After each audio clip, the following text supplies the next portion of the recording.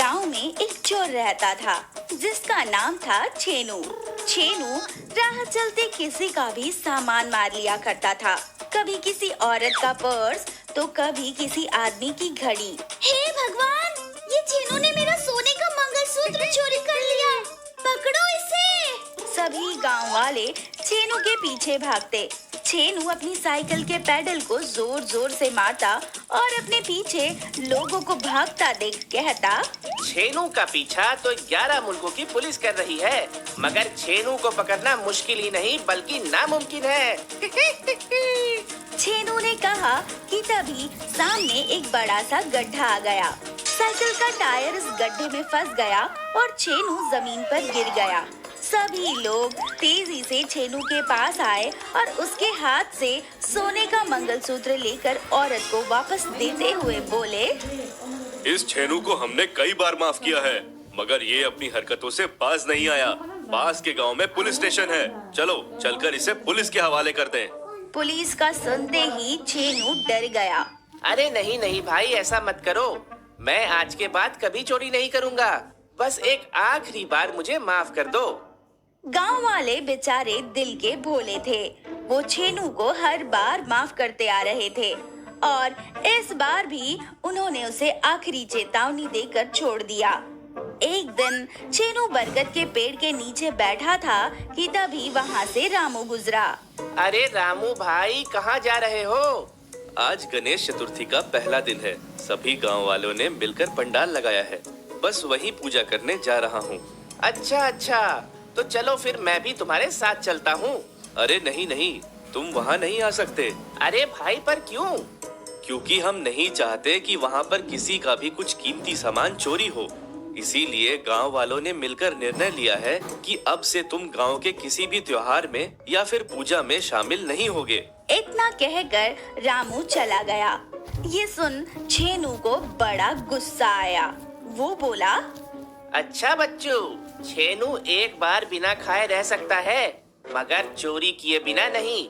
इन गांव वालों ने मुझे पूजा में शामिल होने से मना किया है ना, अब देखना मैं इनकी पूजा में कैसे परेशानियां डालता हूँ। शाम को सभी गांव वाले पूजा के लिए इकट्ठा हुए। आरती शुरू होने वाली थी कि तभी वहाँ पर छेनू आया। अरे छेनू, तुम यहाँ क्यों आए हो? हमने तुम्हें यहाँ आने के लिए मना किया था ना। गांव वालों की बात पर छेनू बड़ा मासूम बनता हुआ बोला, अरे भाई, अब मैं वो पहले वाला छेनू नहीं रहा हूँ। मैंने चोरी करना तो कब का छोड़ दिया है। अब मैं आप सभी की तरह एक अच्छा इंसान बनकर रहूंगा। अच्छे इंसान? और वो भी तुम? हमें तुम्हारी बात पर यकीन नहीं होता। अरे नहीं नहीं भाई, मैं बिल्कुल सच कह रहा हूँ। मुझे समझ आ गया है कि चोरी करना बहुत बड़ा पाप है, इसीलिए मैं आज पूजा में आया हूँ ताकि अपने सारे पापों को धो सकूं। और तो और भाई देखो, मैं आप लोगों के लिए प्रसाद की तौर पर मोदक भी लाया हूँ। इतना कहकर छेनू ने अपने थैले से मोदक का एक डब्बा निकाला। मोदक की खुशबू जब सभी गांव वालों की नाक में पहुंची तो सभी को मोदक खाने की इच्छा हो गई। गांव वालों ने छेनू को एक बार फिर माफ कर दिया। एक एक कर उसके लाए मोदक खा लिए।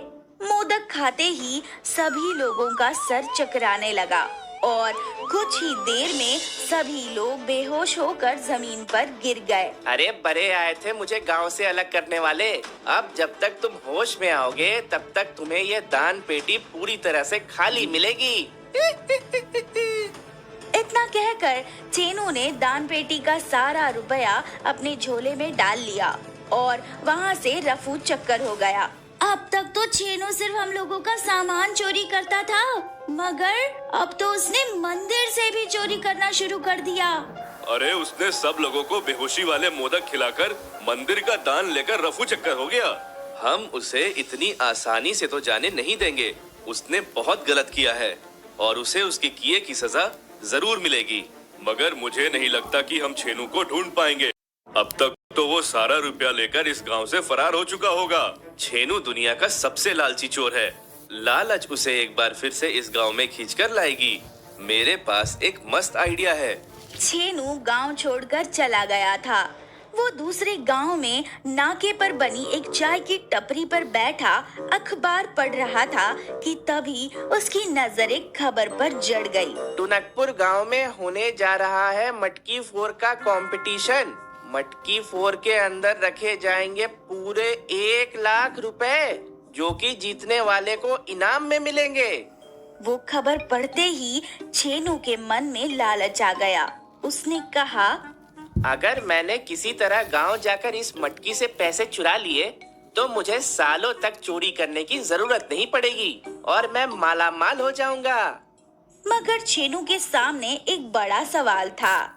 अरे लेकिन वहाँ मैं जाऊँ कैसे? गांव वाले तो मुझे देखते ही वहाँ से धक्के मारकर बाहर निकाल देंगे। मुझे कुछ दूसरा तरीका निकालना होगा। छेनू ने दुकान से नकली दाढ़ी मूछ खरीदी। उसे चेहरे पर लगाकर, सर पर पगड़ी पहन, हाथों में लकड़ी लिए वो भेष बदल कर अपने गांव की ओर निकल पड़ा।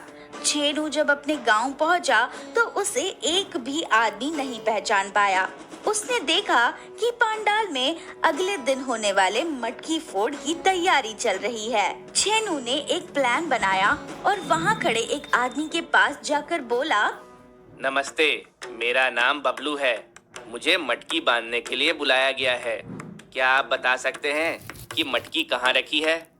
आदमी छेनू के प्लान से अनजान था।